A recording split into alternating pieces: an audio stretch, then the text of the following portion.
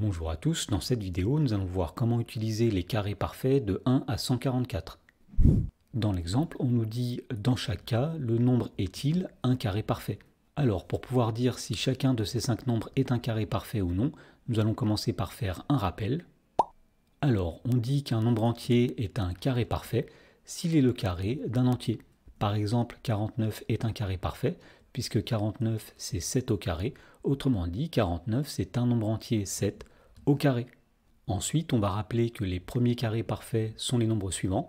Il y a tout d'abord 1 qui est égal à 1 au carré, il y a 4 qui est égal à 2 au carré, il y a 9 qui est égal à 3 au carré, 16 qui est égal à 4 au carré, 25 qui vaut 5 au carré, 36 qui est égal à 6 au carré, 49 c'est 7 au carré, 64 c'est 8 au carré, 81 c'est 9 au carré, 100 c'est 10 au carré, 121 c'est 11 au carré, et enfin il y a 144 qui est égal à 12 au carré.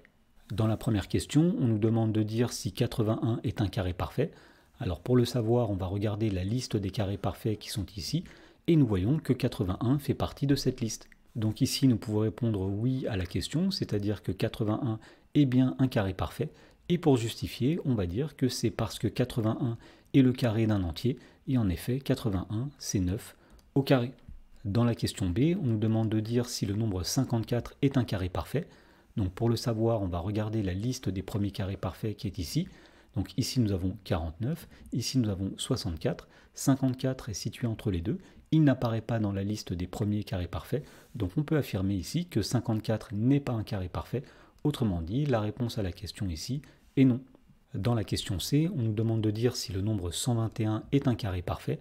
Alors pour le savoir, on regarde la liste des premiers carrés parfaits. Ici nous voyons que 121 fait partie de cette liste, donc on peut affirmer que 121 est bien un carré parfait. Alors si on souhaite justifier, on va dire que c'est parce que 121 peut s'écrire comme le carré d'un entier, et en effet 121 est égal à 11 au carré. Dans la question D, on nous demande de dire si le nombre 32 est un carré parfait. Donc encore une fois, nous regardons la liste des premiers carrés parfaits. Ici, il y a 25, ici, il y a 36, et donc nous voyons qu'il n'y a pas 32. Autrement dit, on en déduit que 32 n'est pas un carré parfait. Dans la dernière question, on nous demande de dire si le nombre 100 est un carré parfait. Alors nous voyons que 100 fait bien partie de la liste des premiers carrés parfaits. Donc ici, nous pouvons dire que 100 est bien un carré parfait. Et si on veut justifier, on va dire que c'est parce que 100 s'écrit comme le carré d'un entier. Et en effet, 100 est égal à 10 au carré.